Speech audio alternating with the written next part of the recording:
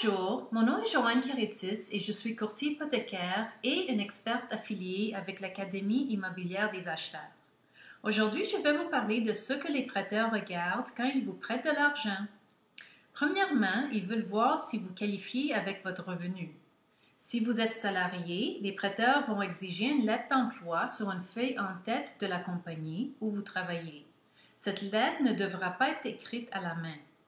Elle doit être datée récemment et non pas, par exemple, il y a 2 ans, car on doit s'assurer que vous travaillez toujours là. La lettre doit spécifier la date d'embauche. Les prêteurs aiment la stabilité, alors idéalement, ils aimeraient voir au moins 2 ans au même emploi ou bien au moins 6 mois à cet emploi et 1 an et demi à un autre emploi similaire, le titre de poste et le salaire annuel brut. Veuillez noter que les prêteurs qualifient les clients avec leur salaire de base et non avec du temps supplémentaire, des bonnies ou de la commission, car ces montants fluctuent d'une semaine à l'autre, d'un mois à l'autre ou d'une année à l'autre et ne sont pas donc pris en considération comme un revenu stable. De plus, les prêteurs demandent 2 talons de paie récents confirmant le salaire déclaré sur la lettre d'emploi. Si vous êtes travailleur autonome, les prêteurs demandent la preuve de ce fait avec une ou plusieurs documents suivants. Le rapport CIDREC, qui est le registre des entreprises du Québec, le permis d'exploitation d'entreprise, récapitulatif des contributions de TPS-TVQ, T1 général accompagné de l'état des résultats des activités de l'entreprise pour les 2 dernières années, des états financiers vérifiés des 2 dernières années, préparés par un comptable agréé, et les statuts constitutifs. Ils doivent voir vos avis de cotisation des 2 dernières années et ils prennent un moyen du revenu déclaré. Prenez note qu'il existe un programme assuré pour le revenu autodéclaré. Appelez-moi pour en savoir davantage. Après avoir confirmé le revenu, les prêteurs ont besoin de voir le preuve de mise de fonds. Cela peut être en épargne dans un compte de banque. On a besoin de 3 mois d'historique ou 90 jours si en comptant. Sinon, des relevés de placement, des REER, etc. Ou bien un don d'un membre de la famille immédiate, père, mère, frère, sœur et des fois grands-parents. Seulement si l'achat est pour propriétaire occupant, le montant minimum requis pour une maison unifamiliale incluant des condos divises et des duplex est de 5 %.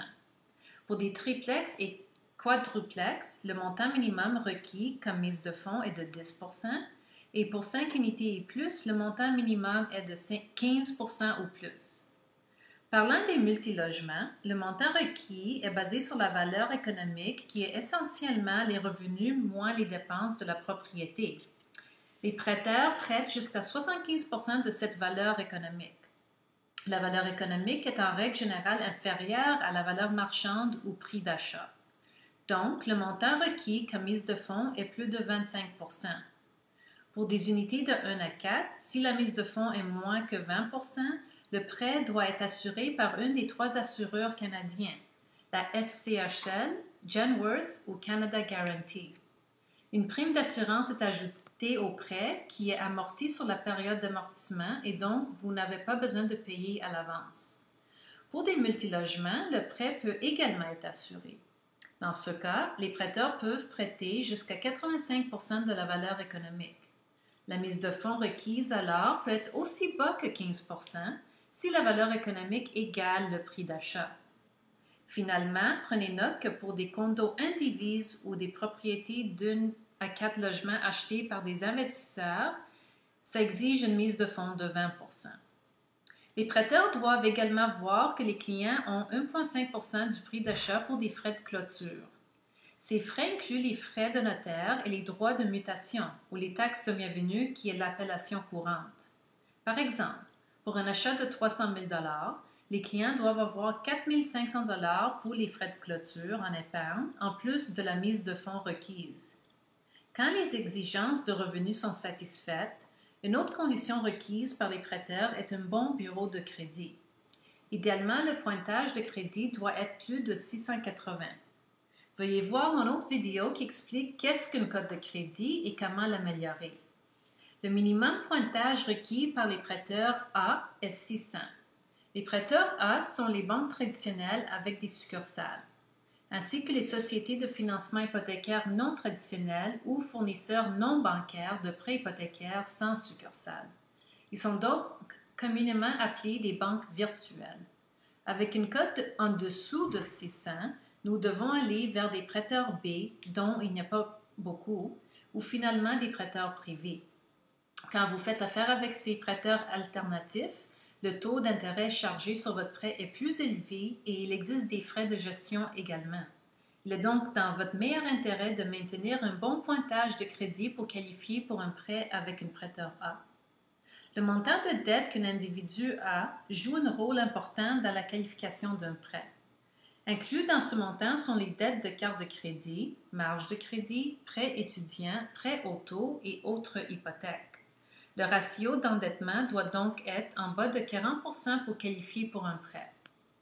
Contrairement aux dettes, un autre facteur qui solidifie le profil financier d'un client est leurs actifs, qui doit totaliser idéalement plus que la mise de fonds et frais de clôture requises. Les actifs incluent des placements, l'assurance vie, véhicules motorisés et d'autres propriétés. Finalement, la propriété en question doit être acceptable selon les critères des prêteurs.